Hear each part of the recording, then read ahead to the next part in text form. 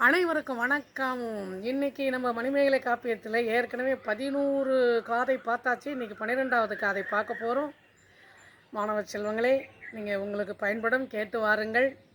இப்போ வந்து பார்த்திங்கன்னா, மணிமேகலை அமுத சுரபி பாத்திரத்தை கையில் வாங்கிட்டாங்க. அவங்க அம்மாவையும் வந்து பார்த்துட்டாங்க, நடந்ததை சொல்லி முடிச்சிட்டாங்க. இப்போ திரும்ப அவர்கிட்ட போகணும், அரவாணர்கிட்ட போய் அவரை சந்தித்து அவருடைய வாழ்த்தையும் அவருடைய அந்த பாத்திரத்தை பற்றி என்ன சொல்ல போகிறாரு இதையெல்லாம் தெரிஞ்சுக்கணும். அதனால் தன் தாயையும் சோழியையும் அழைத்து கொண்டு அரவாணரை சென்று சந்திக்கிறார். மூவரும் அரவாணரை சுற்றி வந்து வணங்கி வழிபடுகிறார்கள். அவரை பார்ப்பதற்கு மிகவும் வயதானவராக இருக்கிறார். ஆனால் குரல் இளமையாக கணீர் கணீர் என்ற குரலோடு அவர் பேசுகிறார்.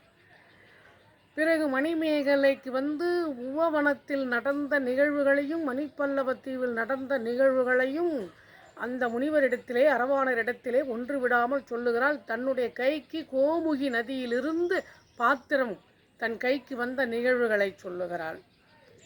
இது கண்ட முனிவர் மகிழ்ச்சியோடு, ஆம், இது என் தாய் மாதவி, என் தோழி, இவர்கள் முன் ஜென்மத்தில் நானும் இவர்களும் சகோதரிகளாக இருந்தோம்.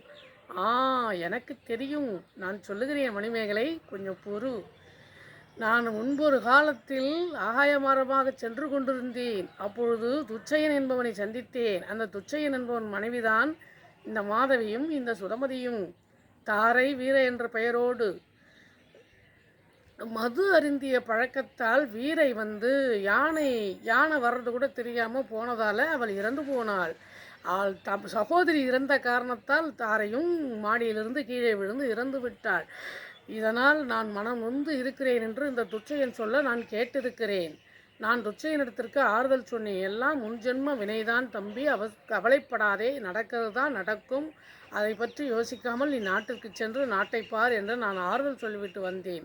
அதே ஆறுதலை தான் உங்கள் இருவருக்கும் சொல்லுகிறேன் மாதவி. போன ஜென்மத்தில் நீங்கள் எப்படி இருந்தீர்களோ, ஆனால் பயன் நம்மளுடைய தீவினை பயன்தான் நம்மளை தொடர்ந்து வந்து வதைக்கும். அதை பற்றி சிந்திக்காதீர்கள். இப்பொழுது நல்ல அறச்சிந்தனை உள்ள பெண்ணை பெற்றிருக்கிறீர்கள். உங்களை இனி வருங்காலங்களில் இந்த உலகம் புகழும். அதனால் நீங்கள் புத்த பெருமானை வழிபட்டு வாருங்கள். புத்தருடைய அறநெறிகளை கைப்பற்றி அவருடைய கொள்கைகளை கையிலே எடுத்துக்கொண்டு அனைவருக்கும் சொல்லி வாருங்கள். உங்களுக்கு கண்டிப்பாக நன்மை நடக்கும்னு சொல்கிறார். ஆமாம், அதாவது பார்த்திங்கன்னா, புத்தர் வருவதற்கு முன்பு இங்கே அறம் இதெல்லாம் கொஞ்சம் தவறான சிந்தனையில் போய்கிட்டு இருந்துச்சான். அப்போ எல்லா தேவர்களும் யார் வந்தால் இந்த அறம் வளரும்னு சொல்லி பிரபலாயன் அப்படிங்கிற ஒருத்தங்கிட்ட போய் கேட்டதுக்கு, புத்தர்னு ஒருத்தர் வருவார், அவர் பிறந்ததுக்கப்புறம் நல்லது நடக்கும், அறம் தழைக்கும், தீயதெல்லாம் ஒழியும், நல்லதெல்லாம் நடக்கும் அப்படின்னு சொன்னார். அதே மாதிரியே 1616வது அந்த வருடங்களில் அவர் பிறந்ததாகவும், அவர் பிறந்த பிறகு ஓரறிவு, ஈரறிவு, மூவறிவு, 5, 6 அறிவு உயிர்கள் அனைத்தும் இன்பமுற்று இருந்தன. எல்லா உயிர்களுமே அறம் செய்து சிறந்து விளங்கின அப்படின்னு சொல்கிற அளவுக்கு இந்த முனிவர் மணிமேகலைகிட்ட சொல்கிறாரு. அந்த அளவுக்கு புத்தருடைய போதனை. இந்த போதி மரத்திலே புத்தர் வந்து ஞானம் பெற்றார். அவர் பெற்ற ஞானம் எல்லோருக்கும் சென்று சேர்ந்தது. எல்லோரும் புத்தர் வழியை கடைபிடிக்கிறார்கள்.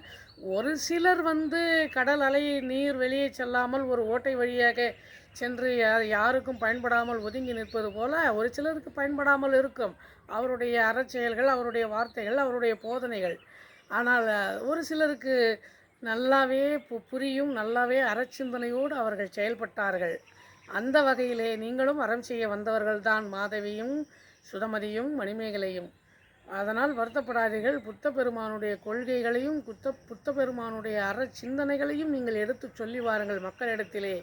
நாம் என்னதான் சொன்னாலும் கேட்பவர்கள் கேட்பார்கள், கேட்காதவர்கள் கேட்க மாட்டார்கள். அதை பற்றி நாம் கவலைப்படக்கூடாது.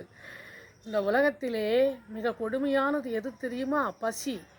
பசிப்பினி தான் கொடுமையானது. அத்தகைய பசிப்பினியை போக்கும் மந்திரம், பசிப்பினியை போக்கும் பாத்திரம் இப்பொழுது மணிமேகலையினுடைய கையிலேயே இருக்கிறது.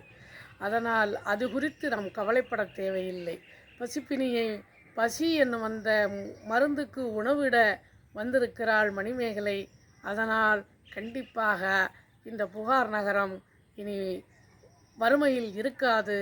அனைவரும் செழிப்புடன் உணவு உண்டு மகிழ்ந்து இருப்பார்கள் என்பதில் ஐயமில்லை. இது புத்தருடைய கருணையால் நடந்த நிகழ்வுதான், நடக்கப் போகிற நிகழ்வுதான் அப்படின்னு புத்தரை பற்றி தான் அதிகமாக இவர், ஏன்னா அவர் வழிபடுற கடவுள் புத்தர் அல்லவா, அதனால் புத்தருடைய பெருமையை சொல்கிறாரு. இப்போ நம்ம போனோம்னா நம்ம சொல்ல மாட்டோமா, நம்ம கடவுளை மாரியம்மா அப்படிப்பட்டவங்க, புன்னைநல்லூர் மாரியம்மா அப்படிப்பட்டவங்க. ஒவ்வொரு கோயிலுக்கும் ஒவ்வொரு சக்தி உண்டு, ஒவ்வொரு தெய்வத்துக்கும் ஒவ்வொரு சக்தி உண்டு.